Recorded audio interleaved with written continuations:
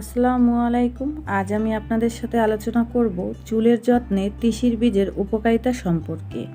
আশা করি ভিডিওটি ফুল দেখবেন। আর এই চ্যানেলে সব ধরনের ভিডিও রয়েছে, আপনারা চাইলে দেখে নিতে পারেন। চলুন তাহলে কথা না বাড়িয়ে চলে যাই ভিডিওর মূল টপিকে। তিসির বীজ আমাদের শরীরের নানা কাজে লাগে। শুধু শরীরের ভিতরকার না, শরীরের উপরিভাগেও রয়েছে এর অতুলনীয় উপকারিতা। সাধারণত আমাদের চুল এবং ত্বকের যত্নে এর ভূমিকা রয়েছে অপরিসীম। তো চলুন জেনে নেই চুলের যত্নে তিসির বীজ কিভাবে ব্যবহার করবেন। তিসির বীজে রয়েছে omega three fatty acid, protein, carbohydrate, fibre, iron, magnesium, calcium, phosphorus, amino acid.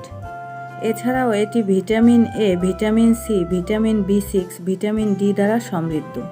চুলের যত্নে তিসির জেল যেভাবে বানাবেন: একটি পরিষ্কার পাত্রে 2 কাপ পরিমাণ পানি নিয়ে তাতে হাফ কাপ পরিমাণ তিসির বীজ অ্যাড করুন।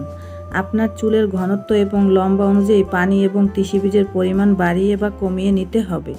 মিশ্রণটি মিডিয়াম আঁচে 4 থেকে 5 মিনিট পর্যন্ত জাল করুন এবং মাঝে মাঝে একটু করে নাড়তে থাকুন যেন তিসি বীজ পাত্রের গায়ে লেগে না যায়।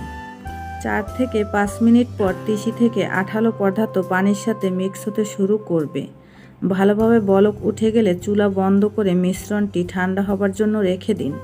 ঠান্ডা হবার পর একটি পরিষ্কার কটন কাপড় দিয়ে মিশ্রণটি ছেঁকে নিতে হবে। ছেঁকে নেওয়া মিশ্রণটি চাইলে আপনি এভাবেই ব্যবহার করতে পারেন। এছাড়াও অনেকে এই মিশ্রণটির সাথে অ্যালোভেরা জেল মিক্স করে ব্যবহার করে। এতে করে চুলে কোনো ব্যাকটেরিয়াল ইনফেকশন থাকলে তা দূর হয়। ব্যবহার বিধি: এই মিশ্রণটি পরিষ্কার চুলে লাগানো উচিত, অপরিষ্কার বা তেলযুক্ত চুলে দেওয়া উচিত নয়।